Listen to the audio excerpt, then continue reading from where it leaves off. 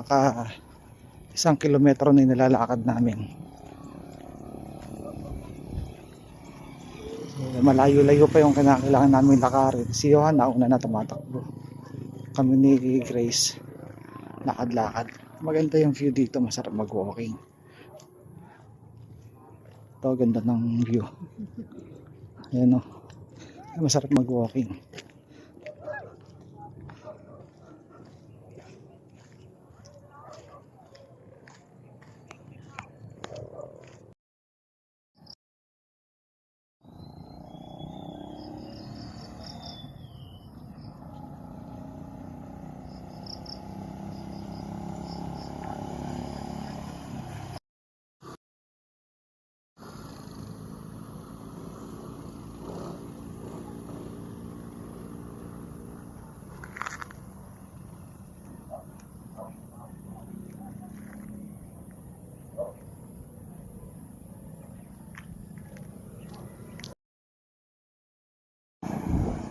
So ngayon nakaka 1.75 kilometers na kami na nilalakad. 1.75. So diretso pa kami. Itong part na to paahon. So maganda tong cardio workout, pampababa ng sugar saka pampa-strengthen ng heart. So lakad-lakad lang, tiyaga-tiyaga.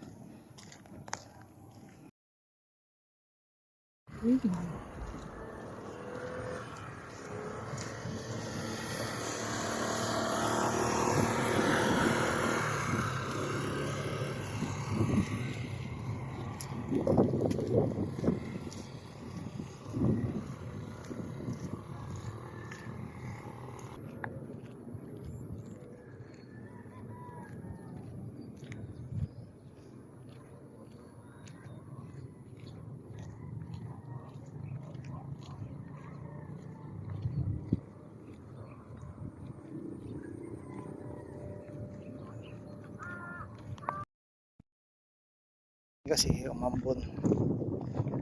So lakad na pabalik, maambon eh, paabot na kami ng ulan, madilim, mahirap na pag inabot kami ng ulan dito, wala kami sisulungan. Kaya lakad na pabalik. As of now 2.77 kilometers na yung nalalakad namin. So pabalik na kami. That means another 2.77 kilometers yung lalakarin namin kasi makabalik kami ng bahay. Yun kung bakit lagi akong nagwo-walking, kasama ko yung misis ko si Grace, para sa pag-normalize ng sugar ko. Although nag-normalize na siya, pero kinakailangan ko siya i-maintain. At yung nakita kong paraan para pababain yung sugar, yung blood sugar ko, sa walking. Kasi nung na-hospital nga ako, kagaya ng sabi ko kanina, mataas yung blood sugar ko. Sinaksakan agad ako ng insulin, plus meron pa akong gamot para sa sugar na iniinom, oral meds.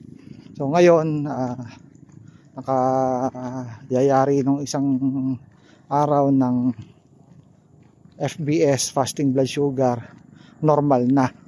Kasi bukod sa nag-iingat kami sa pagkain, nakain lang namin isda, gulay. Kung kakain man kami ng meat, pitsyon ng manok pero hindi kasama yung balat. Tapos sa isda naman, mga pangat, walang ganong flavor, mga pangat-pangat lang, all natural. Tapos yung gulay, yung basic na luto lang talaga ng gulay. Kasi nga nag-iingat din kami ngayon sa kalusugan, hindi po pwede magpabaya. Although nakalabas na ako ng ospital, naka-recover na ako, yung mukha ko hindi natabingi, pero hindi po pwedeng magpadalos-dalos o bumalik sa dating unhealthy lifestyle. Dapat talaga ingat, doble ingat para hindi na maulit yung stroke. Kasi baka mamaya mag-iba yung story, baka mamaya maging mas malala kapag hindi ako nag-ingat. So ito, bahagi ito ng fitness journey, hindi lang para gumanda yung, hindi lang para bumaba yung timbang, kundi para yung sugar bumaba, yung cholesterol. Although yung cholesterol ko normal, pero ayoko nang tumaas kumbaga. At ito yung nakikita kong magandang paraan para maging fit. Una, hindi siya masakit sa tuhod. Hindi siya masakit sa tuhod kasi mabagal ang nalakad. Hindi kaya pagtatakbo, persado yung tuhod. So ayaw din natin madisgrasya yung tuhod natin.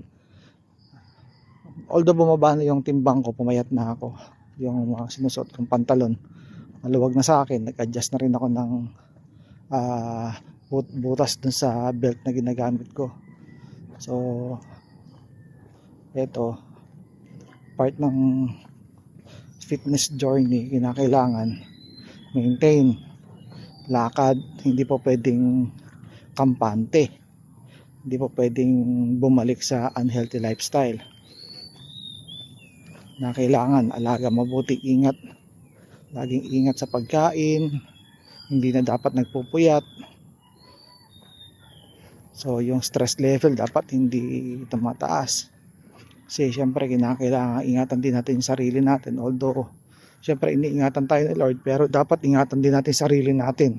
Si Lord niya iniingatan tayo so why not ingatan din natin yung sarili natin? Dapat lang, kasi pagka lumala yung sakit natin, hindi lang naman tayo yung mahihirapan, kundi yung mga miyembro din ng pamilya natin, sa kadagdag alalahanin pa yon. So consistency sa discipline ang dapat. Hindi po pwedeng disiplinado ngayon tapos sa susunod hindi na. Kailangan tuloy-tuloy, kasi mahirap bumalik sa mild stroke o kaya naman baka mas malala. So mahirap sa ospital. Unang-una, mag-aalala ka, hindi mo alam kung ano yung nangyayari sa katawan mo. Pangalawa, pangalawang bagay, napaka hirap kasi gastos.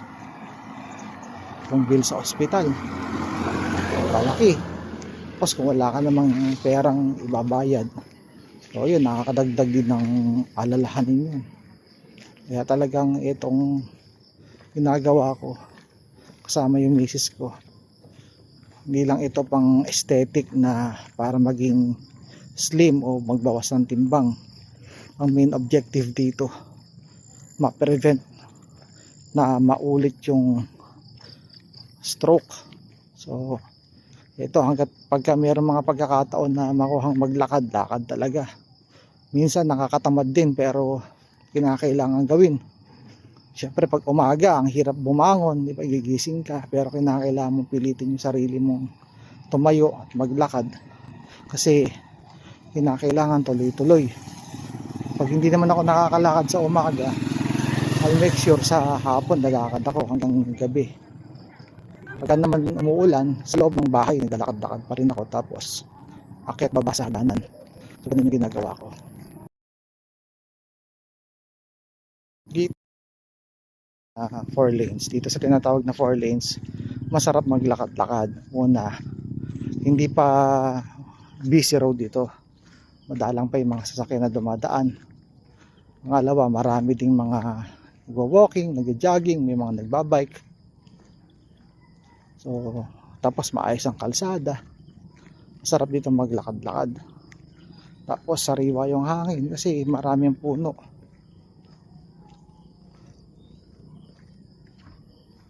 siya.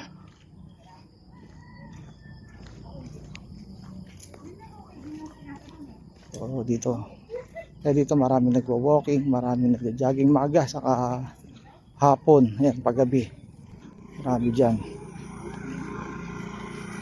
mga mahilig ding magpapawis. Dito maganda yung mga tanawin, nakaka-relax.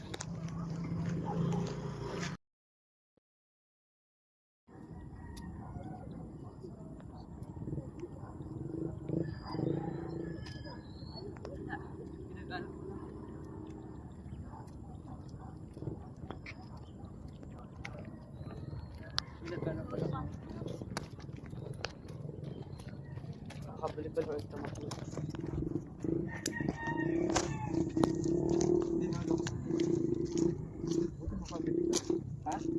pambili ka. Wala mo lang pinili. Ano mo, bumili ka.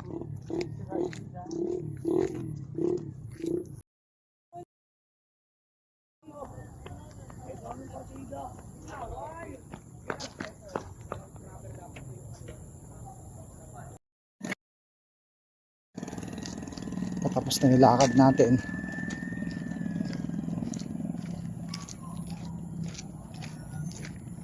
Buti hindi nagtuloy yung ulan.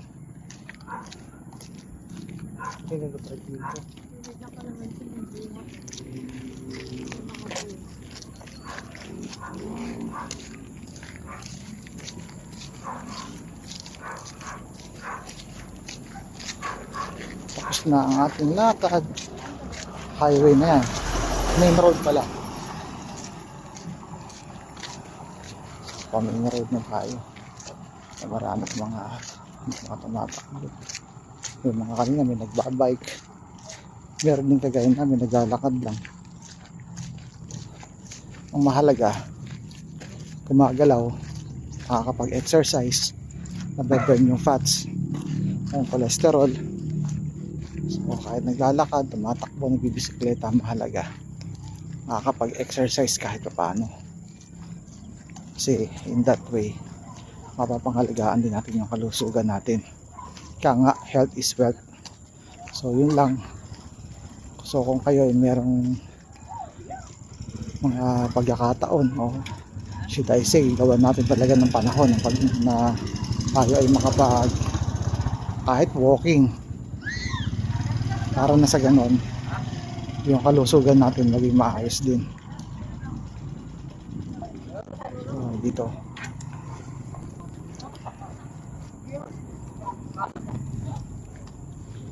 paggabi na, padilim na, pero maaga pa rin kami nakatapos ng lakad namin. Kahit na may mga pagkakataon nakakatamad talaga na bumangon, maglakad, pero kasi kinakailangan gawin para sa kalusugan, para na sa ganon hindi na kinakailangan na maulit yung nangyaring pagkakasakit ko. So masarap sa pakiramdam pagkatapos ng lakad. So yun lang mga kalakad, maraming salamat sa pagsama sa amin sa paglalakad, and I hope na magkaroon kayo ng time na maglakad para na sa ganon malusaw yung mga fats, maganda sa kalusugan. So mga kalakad, maraming salamat. God bless everyone.